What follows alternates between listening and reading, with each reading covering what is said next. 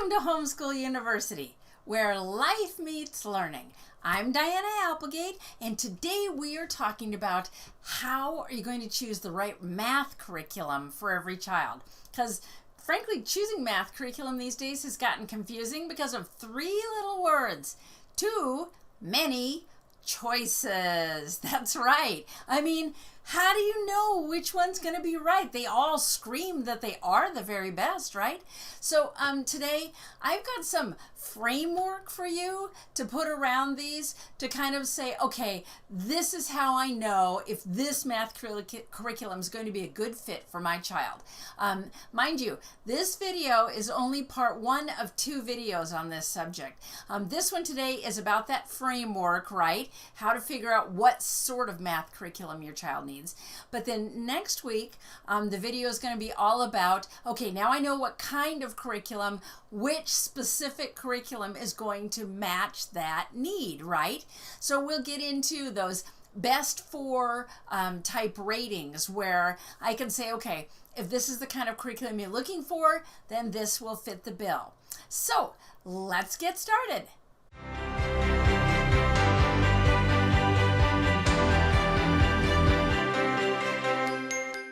Alrighty, so I have three criteria that I like to use when evaluating what sort of resources a child needs to learn math, okay? The first criteria, and that's what we're going to talk about right at this moment, would be learning style. Learning style has an awful lot to do with this.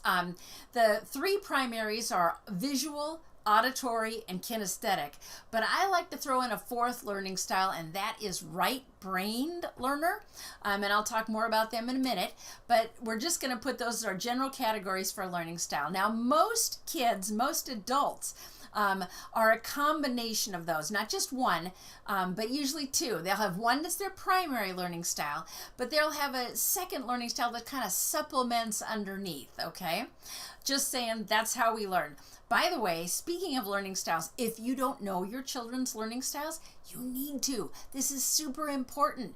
And the way you're going to do that is you're going to get a book, The Way They Learn by Cynthia Tobias. Seriously, hands down, this is the very best presentation of learning styles I have ever read.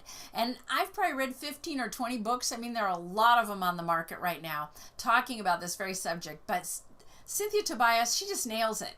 She just gives you practical ways to assess it, and it's just spot on. I've never seen it not work. So just saying, Cynthia Tobias, The Way They Learn, gotta get it. So let's get into those learning styles. Visual primary learning style would be a child who learns by seeing, right? So for math, they need to see how to do it.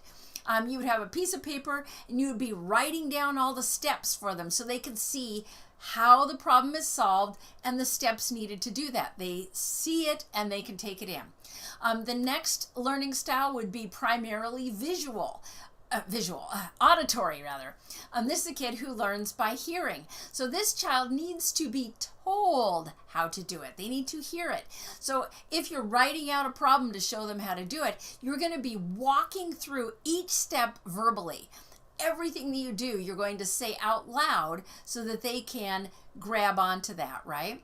Okay, next learning style would be kinesthetic, primarily kinesthetic. This is a child who learns by getting their hands on it. They need to do the math to be able to figure it out. So this might be a kid where you're sitting down with a piece of paper and showing them how to do it, but at the same time you're saying, okay, this is the first step. Now you do it, and they do it. Next step, now you do it.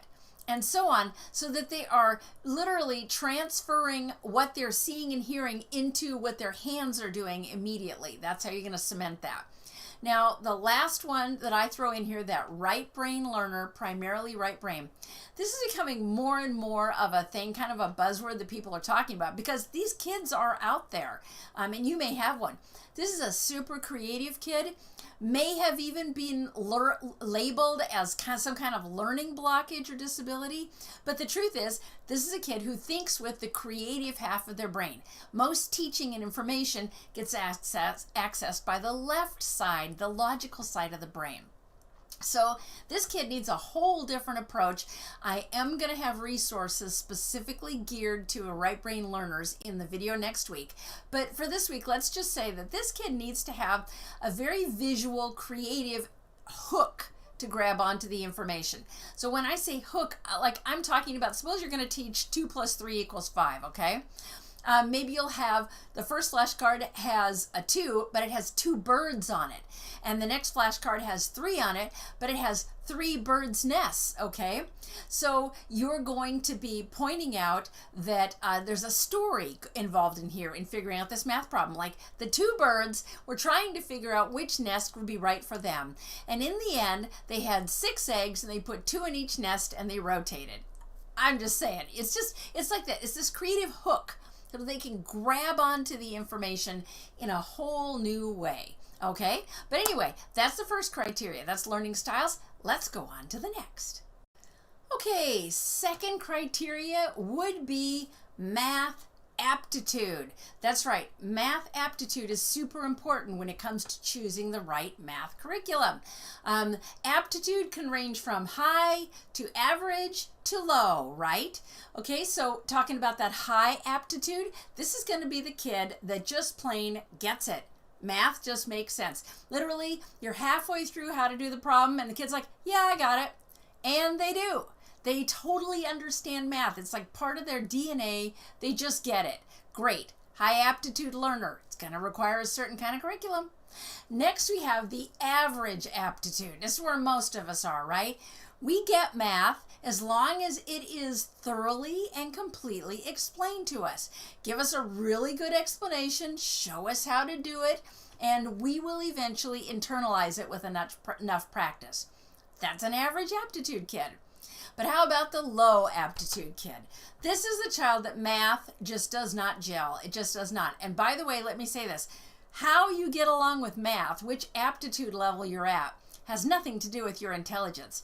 There are lots of extremely bright, intelligent kids that are actually terrible at math. It's just not their thing. They do lots of other things extraordinarily well. This just isn't one of them.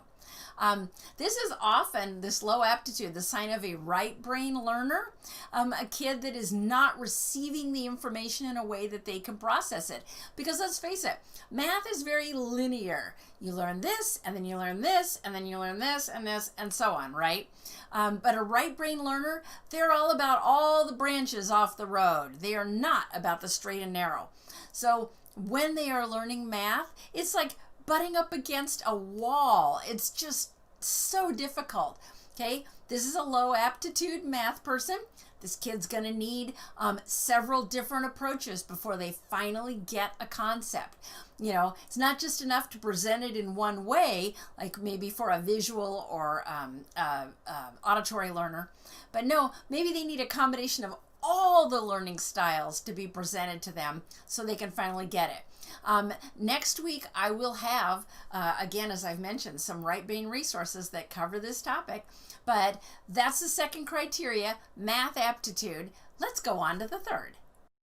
Our last criteria today for choosing math curriculum would be math attitude, okay? Whereas we just talked about math aptitude, this is attitude.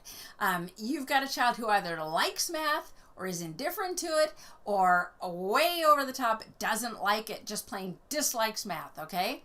Now, for the student who likes math, awesome, great. You know what? They'll do extra credit math just because it's fun. This is usually a kid who's really good at math. It makes sense to them. They're a very linear thinker, and it's just like a feel-good zone for them to do math. So they're going to need a specific curriculum, right? Then there is the kid who is indifferent to math. Hey, this is where most of us are, right? This is like, well, I'll do it because you asked me to do it. You assigned it to me, and I'll do it willingly. But, I mean, if you're giving me a choice, I will skip the math station today on the school train, right? We'll just not go there. But they'll do it. It's indifferent. Then there is the child who just plain dislikes math. At a very young stage, they may be bursting into tears when they try to do math. Maybe an older child is literally avoiding doing it. They're like putting it off until the very last minute, hoping that there's no daylight left so they can't do it anymore, right? Or maybe you've given them 8 math problems. They literally drag their feet, and it takes them all morning to do those simple math problems. This is a child quite often, by the way, who again falls into that right brain category. Math doesn't make sense to them, and that's going to be stressful, right? So that's that last criteria, math attitude. Whether you like it or you don't, it's going to affect what kind of curriculum you want to use with that child. So now let's kind of summarize all of this up. So now we've got 3 criteria, right, to kind of help us determine what math curriculum is going to be best for each one of our kids. We've got learning styles, got aptitude for math, and we've got attitude toward math, right? Which then leads us straight into next Wednesday's video, which will be reviews of math curriculum based on those criteria. So no matter where your child falls in any one of those criteria, there's a math curriculum that's going to work for them, and I am going to have some best 4 type ratings to help you figure out what that is. So by the way, I have a little footnote here. If you are considering online curriculum, whether it's interactive or live, I really would suggest that you watch a video I made a couple of weeks ago, which I'll put a little thing up here on the screen. I think actually it's on that side to help you link to it, and I'll put it down in the comments below. But it was about online versus parent-led teaching and figuring out which one would be best for your child and what's going to work. Just saying that might be really helpful to you before we start talking about curriculum next Wednesday. So that's it for today.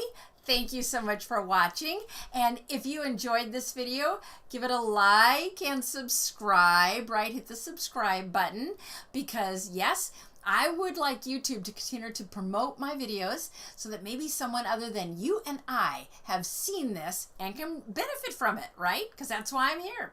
So remember, here at Homeschool University, we have 3 key values. The first is to be practical. Hey, that's why we came up with criteria for choosing curriculum. We're being practical. The second one is to be purposeful. Pray with and for your children and for your homeschool. And the last one is to be positive, right? Homeschool mom, you can teach math, you can teach anything, because you are amazing. Hey now, take a step outside and seize the day.